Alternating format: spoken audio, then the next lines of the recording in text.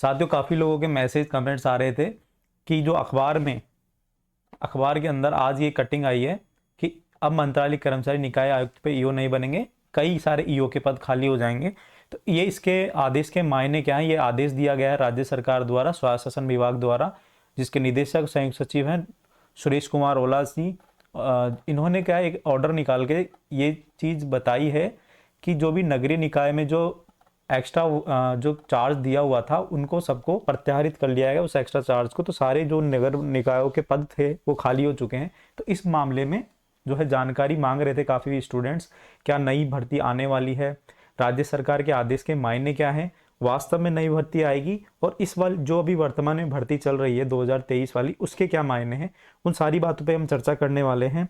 Video छोटा सा ही है, आपके लिए इन्फॉर्मेटिव है। ऐसे वीडियो आपको पता है मैं आपके लिए लेके आता रहता हूँ, और उनको जल्दी से अपडेट मिल जाती है जिन्होंने मेरा चैनल सब्सक्राइब किया हुआ है। इसलिए आप भी चैनल पे अगर नए हैं तो चैनल को ज़रूर सब्सक्राइब कर लें, ताकि आपको भी नोटिफिकेशन आ जाए और आपके तक सूचना जल्दी से पहुंच जाए। ठीक है, तो दोस्तों चलिए शुरू करते हैं हमारी अपडेट के बारे में जानकारी। तो मैं इस विभाग में कार्यरत हूँ, आपको पता है सबको, जो भी जो नए हैं उनको नहीं पता, पुराने हैं उनको सबको पता है, विभाग में मैं कार्यरत हूँ। तो मैंने इसकी जब जानकारी करी तो मुझे पता चला है कि राज्य सरकार ने एक ऑर्डर जारी किया है। वो ऑर्डर जो आज अखबार में भी ये आया है कि देखो, इसको पढ़ते हैं अपन। इसमें क्या लिखा हुआ है कि अब मंत्रालय कर्मचारी निकाय आयुक्त और ईओ नहीं बन सकेंगे। स्वायत्त शासन विभाग, अब मैं आपको इसको पढ़ के पूरा एनालिसिस करके बताऊंगा कि आखिर में ऐसा क्यों था और ये ऑर्डर निकालने की आवश्यकता क्यों पड़ी। ठीक है, तो आयुक्त और ईओ नहीं बन सके। स्वायत्त शासन विभाग और इसके अधीन बॉडी में मंत्रालय कर्मचारी को वर्ग चार्ज पर नहीं लगाया जाएगा। स्वायत्त शासन विभाग शनिवार को इस संबंध में आदेश जारी किए गए हैं। इसके मुताबिक मंत्रालय सेवा के कर्मचारी को चार्ज देने के प्रकरण नहीं होंगे। ऐसे में किसी निकाय में आयुक्त अधिशासी अधिकारी को चार्ज नहीं दिया जा सकेगा। डीएलवी निदेशक सुरेश कुमार ओला ने जारी आदेश में कहा है कि पहले मंत्रालय कर्मचारी को ईओ का चार्ज दिया जाता था। इस आदेश के बाद ईओ के पदों पर बैठे कर्मचारी कार्यमुक्त स्वयं ही हो जाएंगे, और ऐसे में एक साथ कई ईओ के पद खाली हो जाएंगे। तो यहाँ पे पहली बात निकल के आई है, पदों का रिक्त स्थान।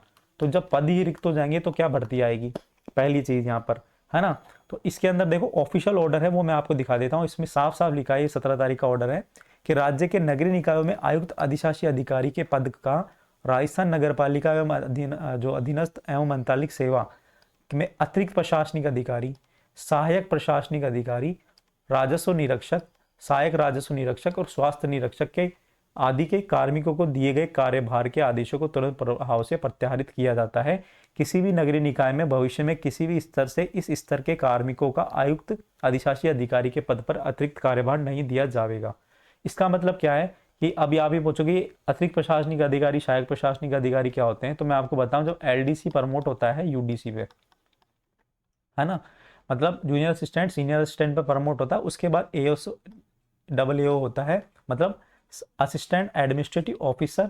उसके बाद प्रमोट होके जाता है ये डबल एओ, ये भी डबल एओ कहा जाता है। ये इसे कहते हैं एडिशनल एडमिनिस्ट्रेटिव ऑफिसर, मतलब अतिरिक्त प्रशासनिक अधिकारी और सहायक प्रशासनिक अधिकारी। तो ये दोनों पोस्ट के जो भी कर्मचारी थे उनको ईओ का चार्ज दे दिया जाता था नगर पालिका में, क्योंकि पहले क्या था कि स्टाफ की कमी थी, पहले ईओ आरओ की कमी थी। तो इसलिए जो है सरकार को नगर पालिका चलाने के लिए ऐसे जो कर्मचारी हैं जिनकी रैंक अच्छी होती है, एक तरह से सहायक प्रशासनिक अधिकारी और अतिरिक्त प्रशासनिक अधिकारी अच्छी पोस्ट होती है, और अतिरिक्त प्रशासनिक अधिकारी तो राजपत्रित होता है दोस्तों, राजपत्रित मतलब गजेटेड ऑफिसर होता है। तो इनको भी एडिशनल चार्ज दिया जाता था, है ना, मतलब नगर पालिका का चार्ज दिया जाता था, ईओ के चार्ज पर लगा दिया जाता था। ठीक है, राजस्व निरीक्षक क्या होता है, रेवेन्यू इंस्पेक्टर। ठीक है, जो रेवेन्यू इंस्पेक्टर होता है, और एआरआई मतलब एआरआई असिस्टेंट रेवेन्यू इंस्पेक्टर, सहायक राजस्व निरीक्षक होते हैं, और स्वास्थ्य निरीक्षक एसआई सैनिटरी इंस्पेक्टर होता है ना। तो ये जो पोस्ट थी, इनके अलावा भी और पोस्ट है जहां पे भी आईएन को जेईएन को भी नगर पालिका का चार्ज दिया जाता था ईओ का। क्यों? क्योंकि पहले जो है भर्ती हुई नहीं थी, और यहाँ पे जो है कमी देखने को मिली थी काफी सारी। तो इसीलिए नगर पालिका चलाने के लिए इन लोगों को चार्ज दिया जाता था। अब सुरेश कुमार ओला जी डायरेक्टर साहब आए हैं नए, इन्होंने काफी नवाचार किए हैं डीएलबी के अंदर, और ये इन्होंने कहा है कि साफ साफ कि जो मूल पद पर है केवल वही काम करेंगे, जो केवल मूल पद पर जिसका काम है, जैसे सहायक प्रशासनिक अधिकारी का काम जो है वही काम करेगा, राजस्व निरीक्षक का काम है रेवेन्यू इकट्ठा करना, तो वो रेवेन्यू का काम करेगा, उसको ईओ का चार्ज नहीं दिया जाएगा, क्योंकि ईओ का हो गया ये दोस्तों एक प्रशासनिक पद हो गया आरएस लेवल का। तो अगर ऐसे एम्प्लॉय अगर इस पे जाएंगे तो उस लिए उन्होंने, सरकार की ये थोड़ी मेंटेलिटी है इस चीज़ को लेकर, तो उन्होंने उस चीज़ को हटा दिया है। दूसरा इसका बड़ा रीज़न है कि अभी आपने देखा होगा 2023 के अंदर ईओआरओ की जो भर्ती है वो हुई है, तो इस पे भी बहुत जल्द रिजल्ट आकर पोस्टिंग मिलने वाली है।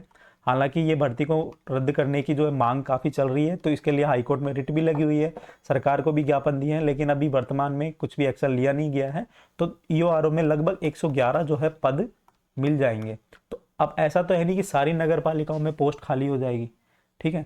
तो इसमें तो जो से मान लो, मैं मान के चलता हूँ 10% नगर पालिकाओं में ये जो है एक्स्ट्रा चार्ज दिया हुआ था, तो 10%, तो अब यहाँ पे 111 पोस्ट हैं, तो ये 111 पोस्ट जब 111 नगर पालिकाओं में जाएंगे या नगर निगम में आएंगे, मैं मान के चलता हूँ कि बहुत सारे जो पद हैं वो भर जाएंगे, सारे ही भर जाएंगे, मैक्सिमम जो है नगर पालिकाओं में कमी नहीं रहेगी अब, क्योंकि ये वाली भर्ती आ गई है।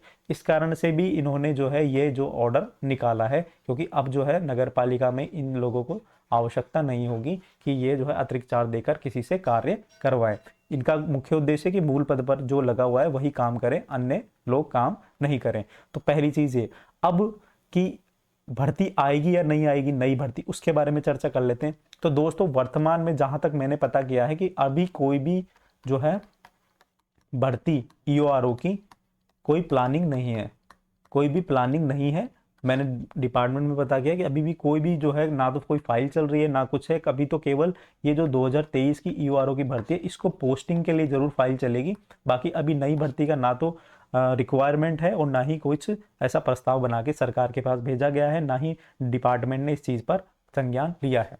तो वर्तमान में तो ये कोई भी अपडेट इस तरह की नहीं है, आगे भविष्य में होगी तो मैं आपको बता दूंगा, लेकिन ये मान के चलो कि 2024 के अंदर तो ये भर्ती नहीं आएगी, नहीं आएगी। लेकिन यहाँ तक जरूर है कि जो ये भजन लाल की सरकार है, ये जो 5 साल रहेगी उसके दौरान आपको एक भर्ती जरूर देखने को मिलेगी ईओआरओ की, ठीक है। तो एक भर्ती जरूर आएगी, लेकिन अभी वर्तमान में ऐसी कोई प्लानिंग नहीं है। ईओआरओ की मैं बात कर रहा हूँ और अन्य भर्ती की बात नहीं कर रहा, क्योंकि देखो एलडीसी, जूनियर अकाउंटेंट है ना, और एआरआई और जो एसआई सैनिटरी इंस्पेक्टर, इनकी भर्ती जरूर आपको देखने को मिल सकती है भविष्य में। लेकिन ईओआरओ की मैं बात कर रहा हूँ कि ईओआरओ की वर्तमान में कोई भर्ती नहीं आएगी, ठीक है।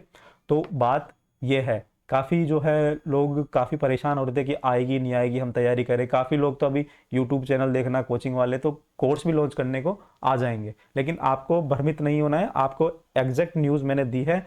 अगर आप फिर भी भ्रमित होते हैं तो वो आपकी जिम्मेदारी है, मेरा काम था सटीक न्यूज़ देना और इन्फॉर्मेशन आपको सटीक दी है।